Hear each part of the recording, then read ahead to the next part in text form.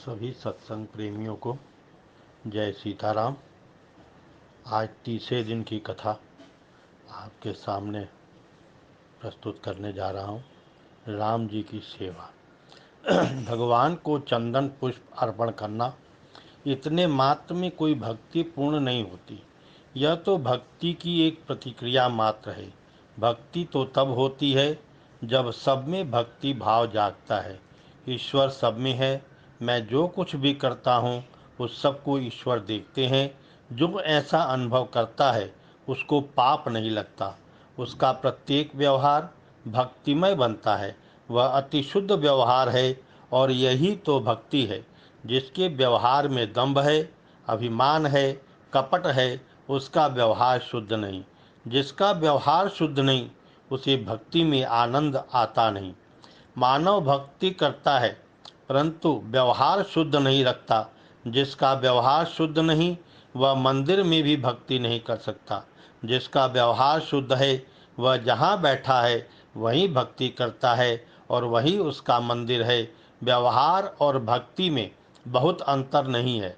अमूक समय व्यवहार का, अमूक समय भक्ति का, ऐसा विभाजन नहीं है। रास्ता चलते, गाड़ी में यात्रा करते अथवा दुकान पर बैठकर धंधा करते, सर्वकाल में और सर्व स्थल में सतत भक्ति करनी है। बहुत लौकिक कार्यों में विश्राम लेने के बाद जो भी समय मिले उसमें भक्ति करना, यह मर्यादा भक्ति कही जाती है।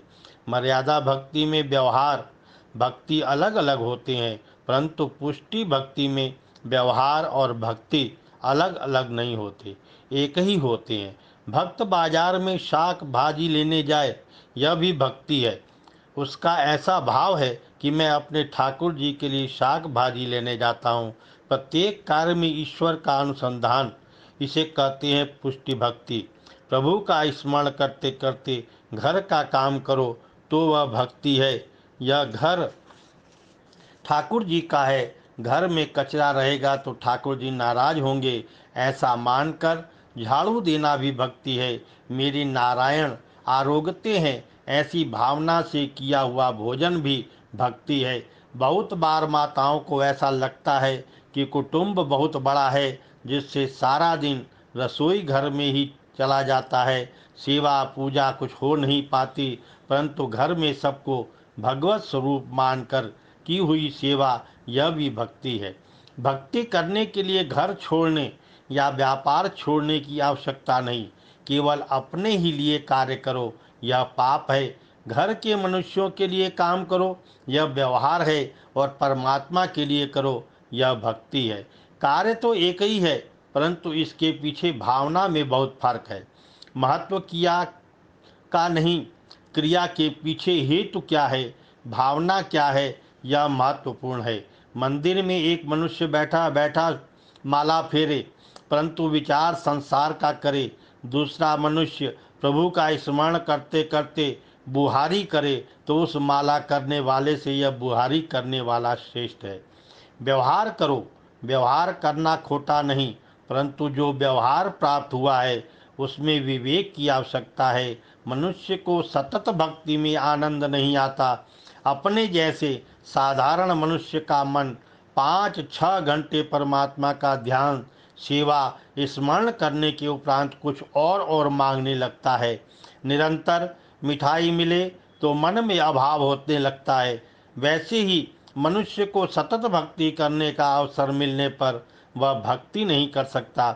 भगवान में से उसका मन हट जाता है। शरीर को थकान होती है, वैसे ही मन को थकान होती है। 5-6 घंटा सेवा स्मरण करने के उपरांत मन थक जाता है। इसलिए दोनों प्रवृत्तियों को ढूंढना है। भक्ति के लिए प्रवृत्तियों का निरंतर त्याग करने की जरूरत नहीं है। प्रवृत्तियों के सतत भक्ति बनाओ। भक्ति 2-3 घंटे की नहीं, 24 घंटे की करो। अपनी प्रत्येक प्रवृत्ति को भक्तिमय बनाओ, भक्ति बनाओ। बड़े बड़े संत भी प्रारंभ में धंधा करते थे। संत यह धंधा करते करते ही भक्ति करते थे और प्रभु को प्राप्त करते थे। नामदेव दर्जी था, गोरा कुम्हार घड़ा बनाता था। कबीर जी बुनकर थे, सेना भगत हजामत का काम करता था। संत धंधा करते परंतु सब में प्रभु को देखते, ग्राहक में भी परमात्मा का अनुभव करते। प्रत्येक महापुरुष को अपने धंधे से ज्ञान मिला। प्राचीन काल में महान ज्ञानी ब्राह्मण भी वैश्य के घर सत्संग के लिए जाते। जांजलि ऋषि की कथा है, एक दिवस उनकी आकाशवाणी से आज्ञा हुई कि सत्संग करना हो तो जनकपुर में तुलाधार वैश्य के यहाँ जाओ। जांजलि ऋषि तुलाधार के यहाँ गए। तुलाधार उस समय दुकान में काम कर रहे थे। जांजलि को देखकर उन्होंने पूछा, क्या आकाशवाणी सुनकर आए हो? जांजलि को महान आश्चर्य हुआ कि वैश्य और इतना महान। तुलाधार से पूछा कि तुम्हारा गुरु कौन है? तुलाधार ने कहा, मेरा धंधा ही मेरा गुरु है। मैं अपने तराजू को डंडी ठीक रखता हूँ, किसी को कम नहीं तोलता, बहुत नफ़ा नहीं लेता। मेरी दुकान पर आने वाला ग्राहक प्रभु का अंश है, ऐसा मानकर व्यवहार करता हूँ। तराजू की डंडी की तरह अपनी बुद्धि को ठीक रखता हूँ, टेढ़ी होने नहीं देता। अपने माता पिता को परमात्मा का स्वरूप मानकर उनकी सेवा करता हूँ तथा धंधा करता करता मन में मालिक का सतत स्मरण रखता हूँ। धंधा करने में ईश्वर को भूलो नहीं तो तुम्हारा धंधा ही भक्ति बन जाएगा। ठाकुर जी का दर्शन करने में यदि दुकान दिखे तो दुकान का काम काज करने में भगवान क्यों न दिखे। कोई कोई वैष्णव दुकान में श्री द्वारकानाथ जी का चित्र पधराते हैं, ठीक है, परंतु द्वारकानाथ जी सदा हाजिर हैं ऐसा समझकर व्यवहार करे, यह बहुत जरूरी है। जब तक देह का भान है तब तक व्यवहार तो करना ही पड़ेगा। व्यवहार करो, परंतु व्यवहार करते करते परमात्मा सब में विराजते हैं, यह भूलो मत। व्यवहार में अपने धर्म को मत छोड़ो। जीवन में धर्म ही मुख्य है, अन्य चीजें गौण है। मत्यारावंसित्वः मर्त्यशिक्षणं रक्षोवधायेव न केवलम विभोः। श्री राम मानव समाज को धर्म का शिक्षण देने के लिए जगत में पधारे हैं। राम जी का प्राकट्य राक्षसों के संहार के लिए नहीं हुआ। श्री राम परमात्मा है, काल के भी काल हैं। श्री राम संकल्प करें तो एक क्षण में राक्षसों को तो क्या सारे संसार का प्रलय कर सकते हैं। श्री राम लंकाधीश रावण को मारने के लिए नहीं आए। श्री राम तो मानव मात्र में रहने वाले रावण का विनाश हो ऐसे धर्म का शिक्षण देने के लिए प्रकट हुए हैं। रावण कौन है? यह काम रावण है, यह क्रोध रावण है, यह मोह रावण है। प्रत्येक मानव को स्वयं के अंदर रहने वाले इस रावण को धर्म का आचरण करके मारना है। जीवन में धर्म के आचरण का आदर्श राम जी ने जगत को बताया है। श्री राम धर्म की मूर्ति हैं। श्री रामचंद्र जी को धर्म पालने की आवश्यकता नहीं। राम तो ईश्वर हैं। ईश्वर होने पर भी समाज को धर्म का शिक्षण देने के लिए प्रभु ने मर्यादा का पालन किया है। जो धर्म की मर्यादा का पालन करते हैं उनका ही मन शुद्ध होता है। परमात्मा की आज्ञा समझकर जो धर्म की मर्यादा का पालन करते हैं उन्हीं को भक्ति का रंग लगता है। मानव भक्ति करे परंतु धर्म का पालन न करे तो उसका ज्ञान और भक्ति सफल नहीं होते। आजकल लोग मंदिर में बहुत जाते हैं, भक्ति बढ़ रही है ऐसा दिखता है। पुस्तकों द्वारा ज्ञान का प्रचार भी बहुत बढ़ता हुआ मालूम पड़ता है। प्राचीन काल में ऐसा बहुत ज्ञान नहीं था। प्राचीन काल में भी तो ऐसा था कि जो 3 बार संध्या करे, गायत्री का जप करे, ब्रह्मचर्य का पालन करे, सदगुरु की सेवा करे, उसी को ज्ञान मिलता था। आजकल तो संध्या करने की जरूरत नहीं, गायत्री जप करने की जरूरत नहीं, गुरु की सेवा करने की जरूरत नहीं। आराम कुर्सी में पड़े पड़े पुस्तकें पढ़कर ही लोग ज्ञानी हो जाते हैं और पीछे ज्ञान की अच्छी अच्छी बातें करते हैं और धर्म का भाषण भी करते हैं। परंतु इस ज्ञान भक्ति से मनुष्य को जो शांति मिलनी चाहिए वह मिलती नहीं। उसका एक ही कारण है कि मानव धर्म को भूला हुआ है। वह धर्म पालन करना नहीं, मर्यादा पालन करता नहीं। जिस प्रकार भोजन की खाली बात करने से तृप्ति नहीं होती, उसी प्रकार ज्ञान की केवल बात करने से शांति प्राप्त नहीं होती। ज्ञान को जीवन में उतारो तो शांति मिल सकती है। ज्ञान को जीवन में उतारना अर्थात धर्म का बराबर पालन करना धर्म का फल है शांति, अधर्म का फल है अशांति। धर्म की मर्यादा का पालन न करें उसको शांति मिलती नहीं। स्त्री स्त्री की मर्यादा में रहे, पुरुष पुरुष की मर्यादा में रहे। मनुष्य जब मर्यादा का उल्लंघन करता है तभी अशांति आती है, उसकी ज्ञान भक्ति बह जाती है। ज्ञान और भक्ति धर्मानुकूल हो तो सार्थक होते हैं, तभी मन को शांति प्राप्त होती है। धर्म का भक्ति के साथ विरोध नहीं, भक्ति धर्म मर्यादा विरुद्ध हो तो वह भक्ति नहीं। परमात्मा ने जगत को बतलाया है कि कदाचित तुम भक्ति न कर सको तो बाधा नहीं, परंतु धर्म मत छोड़ो। जो स्वधर्म का बराबर पालन करते हैं उन्हीं को भक्ति का रंग लगता है।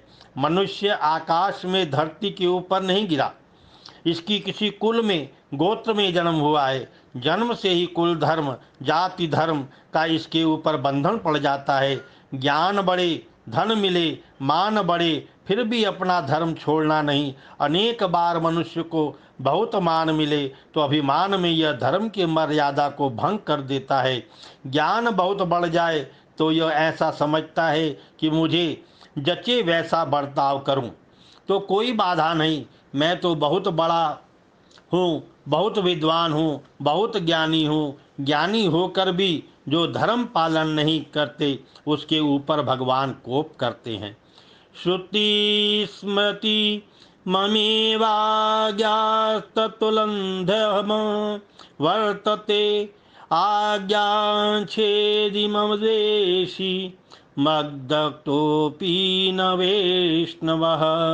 भगवान को यह जरा भी सह नहीं होता। भगवान कहते हैं मैंने तुझे संसार में इसलिए ज्ञान नहीं दिया कि तू धर्म की मर्यादा को तोड़े। भगवान उसको बहुत सजा देते हैं। ज्ञानी वही है जो धर्म की मर्यादा में रहे। कुछ लोग ऐसा समझते हैं कि आत्मा को पुण्य नहीं, आत्मा को पाप नहीं, आत्मा शुद्ध है, चेतन है, ब्रह्म रूप है, पाप और पुण्य से परे है, धर्म और अधर्म से परे है। सिद्धांत खोटा नहीं, परंतु आत्मा जब तक देह में है, देह साथ है, जब तक थोड़ा सा भी देह का भान है तब तक धर्म की बहुत ही आवश्यकता है।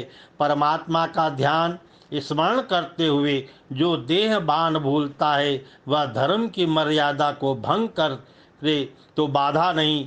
ज्ञानी महापुरुष देहातीत दशा में रहते हैं। त्रिगुणातीत दशा में रहने वाले महापुरुषों के लिए धर्म की मर्यादा का बंधन नहीं रहता। वे धर्म को नहीं छोड़ते, उनका धर्म छूट जाता है। परमात्मा के स्वरूप में अतिशय तन्मयता ठहर जाने के कारण इनको शरीर का भान रहता नहीं। देहातीत ब्रह्म स्वरूप में स्थिर हो जाने से जगत को भूल जाते हैं। उनका जगत का संबंध छूट जाता है, देह का संबंध छूट जाता है।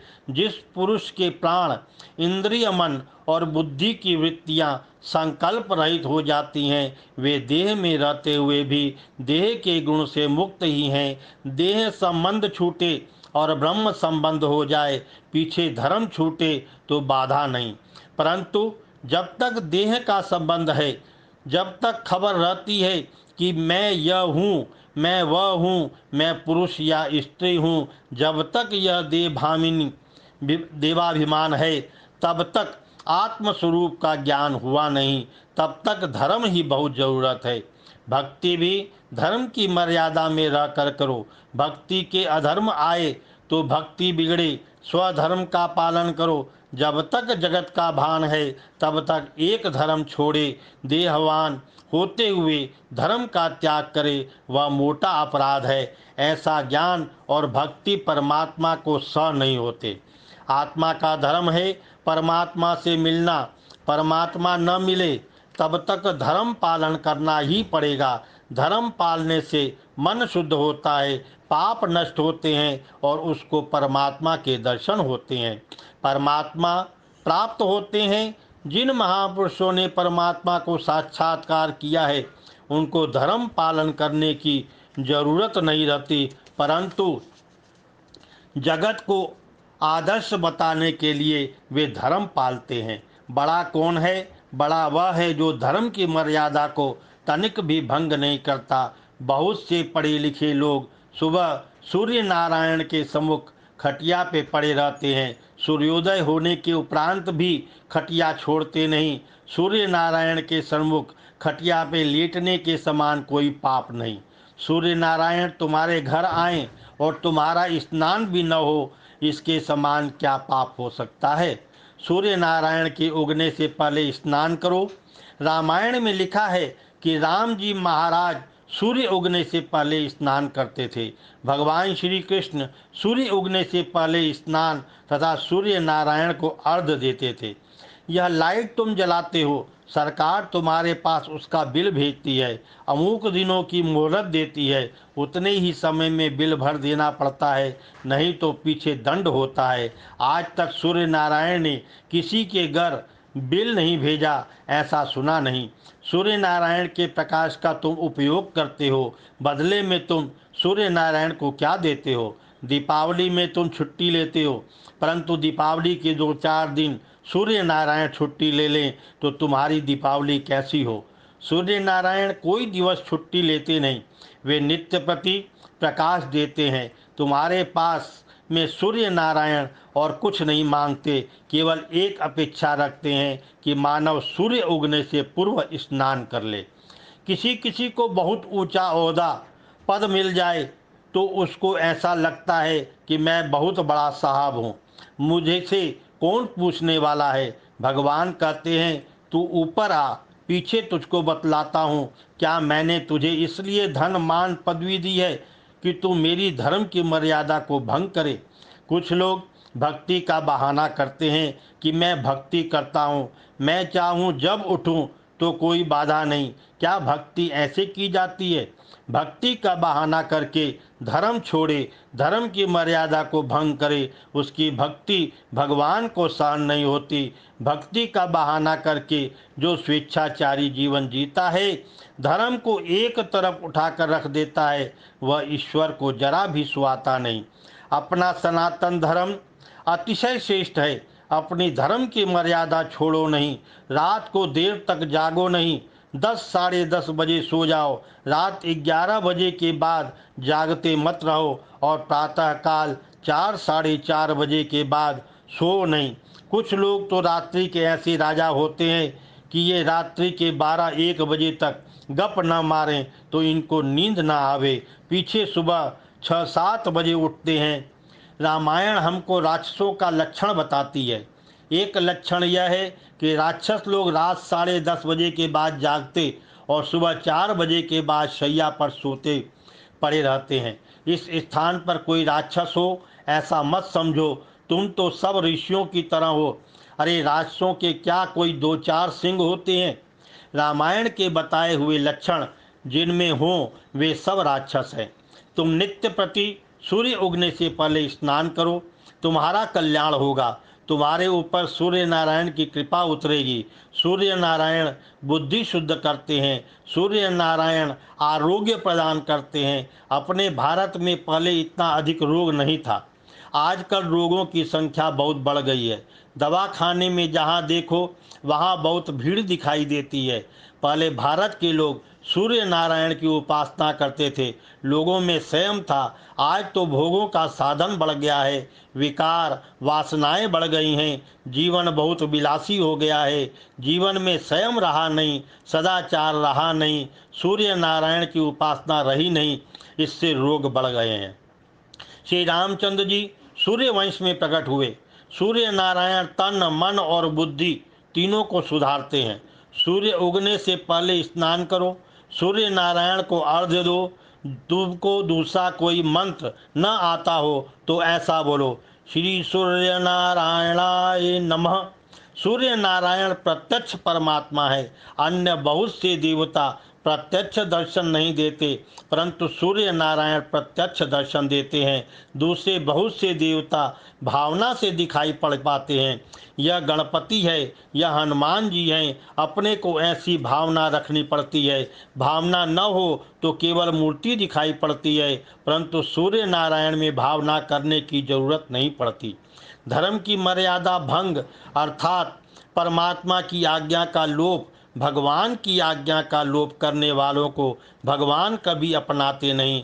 परमात्मा की आज्ञा को भंग करने वाले को बहुत सजा मिलती है। समुद्र इतना बड़ा है, परंतु प्रभु ने जो हद समुद्र को सौंपी है कि यहीं से आगे तुम बढ़ना नहीं, उस मर्यादा का समुद्र बराबर पालन करता है। समुद्र भी मर्यादा छोड़ता नहीं, छोड़े तो जगत का प्रलय हो जाए। जगत को प्रकाश देने वाले सूर्य और चंद्र प्रभु की आज्ञा में रहते हैं। एक मनुष्य ऐसा दुष्ट है कि उसका ज्ञान बढ़े, उसको बहुत मान मिले, बहुत धन मिले, तो यह बहुत अकड़ कर चलता है और अभिमानी बनकर परमात्मा की मर्यादा को तोड़ता है, धर्म छोड़ता है। स्वधर्म का पालन करना ही तो भक्ति है।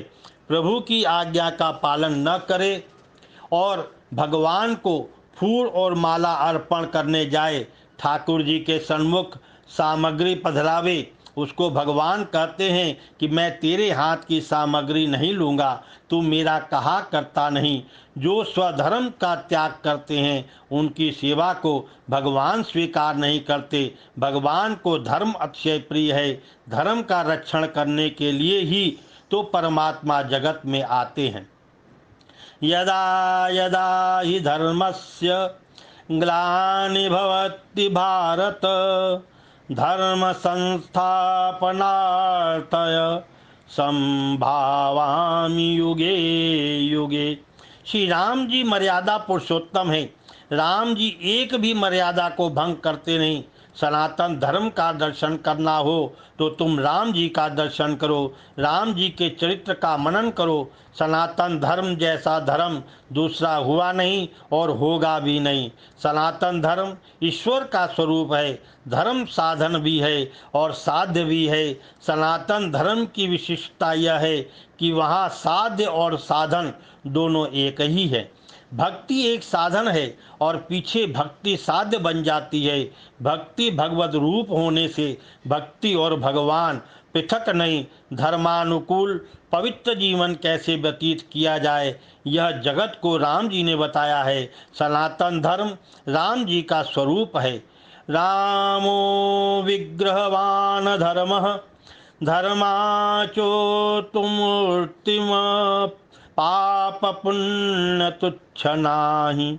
पुरुष का आचरण श्री राम जैसा होना चाहिए और स्त्री का आचरण श्री सीता जी जैसा होना चाहिए। श्री सीता राम जी मानव समाज के स्त्री पुरुषों को स्वधर्म का तत्व समझाने के लिए लीला करते हैं। आचरण राम जी जैसा होगा तो ही भक्ति सफल होगी। बहुत से लोग भक्ति करते हैं, परंतु उनका आचरण राम जी जैसा होता नहीं। आचरण रावण जैसा रखें और राम राम का जप करें तो राम नाम का फल मिलता नहीं।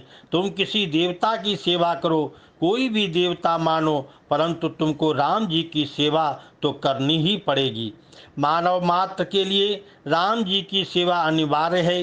परमात्मा श्री कृष्ण की भक्ति करने वाला कोई वैष्णव हो, उपासना करने वाला कोई शिव हो या कोई शाक्त हो, परंतु उसका आचरण श्री राम जी के जैसा ही होना चाहिए। शिव जी की पूजा करने वाला यदि आचरण राम जी के जैसा रखे तो ही उसकी पूजा सफल होगी, भक्ति सफल होगी। श्री राम सेवा के बिना रावण मरता नहीं। जगत में जितने महापुरुषों को शांति मिली है उन सबको श्री रामचंद्र जी की सेवा में ही शांति मिलती है। राम जी का एक एक गुण जीवन में उतारना यही राम जी की उत्तम सेवा है। रामवद् व्यवहर्तव्यम। राम जी की सेवा अर्थात राम जी की मर्यादा का पालन करना। चंदन और पुष्प से राम जी की सेवा करो। तुम राम जी को फूल की माला अर्पण करो अथवा भोग धरो, यह तो साधारण सेवा है। राम जी विचार करते हैं कि बेटा फूल तो मेरा ही बनाया हुआ है, मेरा ही मुझको देता है। फूल क्या किसी मनुष्य ने उत्पन्न किया है? मनुष्य कागज का फूल बना सकता है, परंतु उसमें सुगंध उत्पन्न करनी उसको आती है क्या? मिट्टी प्रभु ने उत्पन्न की, पानी प्रभु ने उत्पन्न किया, फूल प्रभु ने उत्पन्न किया, फूल में सुगंध भी प्रभु ने स्थापित की। इस संसार में जो भी कुछ है उसके मालिक श्री राम है। राम जी का तुम राम जी को अर्पण करो, यह ठीक है, परंतु उससे श्री राम जी विशेष प्रसन्न नहीं होते। राम जी कहते हैं कि बेटा, यह सब तो मेरा है, मैंने ही जो तुझे दिया है उसको मुझे देने वाला तू कौन होता है? मंदिर में बहुत सेवा करने वाले कुछ लोग ऐसा समझते हैं कि भगवान का मंदिर मैं चलाता हूँ। भगवान कहते हैं कि मूर्ख, तुझको बोलना तो आता नहीं, तू मेरा मंदिर चलाता है, परंतु तेरे घर को तो मैं चलाता हूँ, तेरे शरीर को तो मैं चलाता हूँ। तुझे खबर है, इस जगत में जो कुछ भी है उसके मालिक परमात्मा है। मनुष्य तो शरीर का भी मालिक नहीं, फिर धन का मालिक तो हो ही कैसे सकता है? इस शरीर का मालिक क्या जीव है? यह तो परमात्मा की ही आज्ञा है कि जीव को शरीर छोड़ना ही पड़ेगा। परमात्मा की आज्ञा छोड़ने को न मिले तब तक इस मकान में रह सकते हो। आजकल तो ऐसा भी कायदा है कि किराए के मकान में किराएदार को भी अधिकार प्राप्त हो जाता है। मालिक के कहने पर भी वह मकान खाली करता नहीं, मकान छोड़ता ही नहीं, परंतु यह कायदा तो यहीं पर है, पर ऊपर यह कायदा लागू नहीं। ऊपर से जैसे ही आदेश हुआ कि मकान छोड़ो तो तुरंत राम बोलो भाई राम, मकान छोड़ना ही पड़ेगा।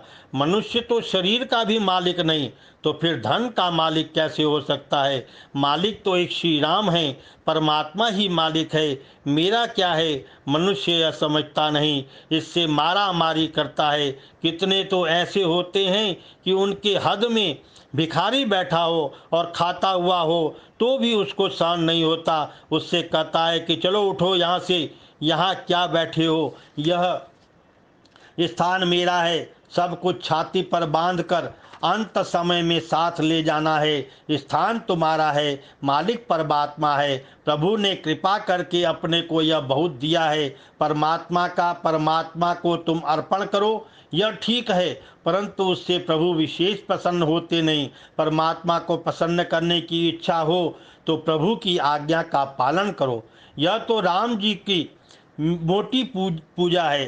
अरे राम जी को जोर से भूख लगे तो उनको पेट भर भोजन कराने की शक्ति क्या मनुष्य में है?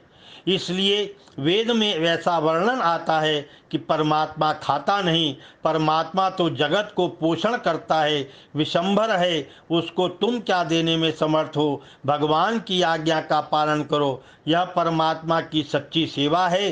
धर्म का पालन करो, तुम बहुत भक्ति न करो तो भगवान को खोटा लगेगा। भगवान ने मनुष्य को तन मन बुद्धि मर्यादा का पालन करने के लिए दिए हैं। स्वेच्छाचार पतन करने वाला है। जगत में स्वेच्छाचार बहुत बढ़ गया है। आज तक छोकरों को माँ बाप के अधीन रहना सहन नहीं होता। चाहे जब उठें, चाहे जो बोलें, चाहे जिसके हाथ का खाएं, चाहे जहाँ जाएं, यह भला नहीं अपितु मूर्खता है। लोग स्वतंत्रता की बहुत बातें करते हैं, परंतु सच्चा स्वतंत्र तो वही है जो जितेंद्रिय है। जब तक मनुष्य इंद्रियों का गुलाम है तब तक यह स्वतंत्र नहीं। जो व्यसनी है, क्या स्वतंत्र कहा जा सकता है? व्यसनी तो जड़ पदार्थ के अधीन है। परतंत्र है जिसका मन चंचल है, वह परतंत्र है। स्वतंत्र वह है जिसकी बुद्धि परमात्मा में स्थिर हो गई है। स्वेच्छाचार मनुष्य को पतन की खाई में गिराता है, सदाचार परमात्मा के चरणों में ले जाता है। सदाचार के बिना कभी जीवन सफल रहता नहीं। सदाचार अर्थात शास्त्र सम्मत आचार, क्या करना और क्या न करना, यह यदि अपने मन से पूछोगे तो मन धोखा देगा। मन से पूछना नहीं, शास्त्र से पूछो, संत से पूछो। मानव का जीवन शास्त्र मर्यादा के अनुसार होना चाहिए। आजकल सुधरे हुए मनुष्य शास्त्र की मर्यादा पालते नहीं। वे ऐसा समझते हैं कि मैं बहुत भला हूँ, सुधरा हुआ हूँ। सवेरे उठने के बाद पहले हजामत का ही काम करता हूँ। सुबह उठने के बाद पहले हजामत का काम करे तो क्या वह सुधरा हुआ कहा जाएगा? अपने ऋषियों ने लिखा है कि मंगलवार के दिन छोर कर्म न करें। अपने ऋषि महान बुद्धिमान थे, ज्ञानी थे। ध्यान रखो, तुम ऋषियों के बालक हो। तुम्हारा जन्म किसी ऋषि के वंश में हुआ है। ब्राह्मण ही ऋषि बालक हो ऐसा नहीं, क्षत्रिय और वैश्य भी ऋषियों के बालक हैं। हमारे पूर्वज महान ऋषि थे, उनको अच्छा लगे ऐसा पवित्र जीवन मुझे व्यतीत करना है। मैं ऋषियों का बालक हूँ ऐसा सदैव याद रखो। ऐसा सतत अनुसंधान रखने के लिए ही तिलक होता है, कंठी होती है। गले में कंठी धारण करने के पीछे जीव का ऐसा भाव होना चाहिए, यह शरीर में कृष्णापर्ण करता हूँ, श्री कृष्ण राजी रहें, उसी प्रकार शरीर का उपयोग करो। जीवन में संयम हो, सदाचार हो, सेवा हो, मर्यादा का बराबर पालन हो, तभी जीव सुधरता है। जो धर्म की मर्यादा में रहते हैं उनके ही मन की शुद्धि होती है। मात्र पुस्तक पढ़ने से शब्द ज्ञान ही बढ़ता है। तीर्थ यात्रा करने से क्या मन शुद्ध होता है? अरे तीर्थ यात्रा तो कोवा भी कराता है। चारों धाम में कोवा फिर कर आ जाता है। तीर्थ यात्रा करने मात्र से मन शुद्ध होता नहीं। बहुत दान देने से क्या मन शुद्ध होता है? श्रीमान लोग, जो राजा लोग बहुत दान देते हैं यह ठीक है, परंतु उससे मन शुद्ध होता नहीं। सदाचार, संयम, धर्म की मर्यादा का संग हो तब ही मन शुद्ध होता है। श्री राम प्रत्येक लीला करते हैं, उसमें धर्म और मर्यादा का पालन करते हैं, पाप का भय मानते हैं। आजकल के लोगों को पाप का भय लगता ही नहीं। जिनको पाप का भय नहीं उनका मन अशांत ही रहता है। तुम किसी मनुष्य का भय रखो नहीं, परंतु दो वस्तुओं का भय हमेशा रखो, पाप का और ईश्वर का। ईश्वर किसी को मारता नहीं, मानव को मारता है। उसका पाप का भय सदा रखना, जिससे प्रभु नाराज न हो। राम जी ने पाप का भय रखने के लिए जगत को ज्ञान दिया है। विश्वामित्र जी ने कहा है कि इस अहिल्या का स्पर्श करो। गौतम ऋषि के शाप से अहिल्या पत्थर बन गई है। राम जी कहते हैं, गुरुजी मैं किसी स्त्री का स्पर्श करता नहीं, अगर स्पर्श करूं तो मुझको पाप लगेगा। राम जी प्रत्येक लीला में सावधान रहते हैं कि मुझको पाप न लगे। राम जी की प्रत्येक लीला मनुष्य के लिए अति उपयोगी है। श्री राम जी में समस्त सगुण एकत्रित हुए हैं। श्री राम अर्थात जगत के समस्त दिव्य सद्गुणों से भंडार हैं। यही तो श्री राम है। मात्र पितृ भक्ति, बंधु प्रेम, संयम, सदाचार, सरलता, एक पत्नी व्रत, एक वचन, उदारता, शरणागत, वत्सल, विनय, मधुर वाणी आदि सभी दिव्य सद्गुण राम जी में एकत्रित हुए हैं। बोल दे श्री राजा रामचंद्र भगवान की जय। तुम हमारे थे प्रभु जी, तुम हमारे हो, तुम हमारे ही रहोगे। ओ मेरे भगवान, तुम हमारे थे प्रभु जी, तुम हमारे हो, तुम हमारे ही रहोगे। ओ मेरे भगवान, हम तुम्हारे थे प्रभु जी, हम तुम्हारे हैं, हम तुम्हारे ही रहेंगे। ओ मेरे भगवान, हम तुम्हारे थे प्रभु जी, हम तुम्हारे हैं, हम तुम्हारे ही रहेंगे। ओ मेरे भगवान। सीताराम राम राम सीताराम राम राम सीताराम राम राम सीताराम राम राम सीताराम राम राम सीताराम राम राम सीताराम राम राम सीताराम राम राम सीताराम सीताराम सीताराम सीताराम सीताराम सीताराम सीताराम सीताराम सीताराम राम राम सीताराम राम राम सीताराम राम राम सीताराम राम राम। बोले श्री राजा राम चंद्र भगवान की जय। पवन सुत हनुमान की जय। उमापति महादेव की जय। हर हर महादेव।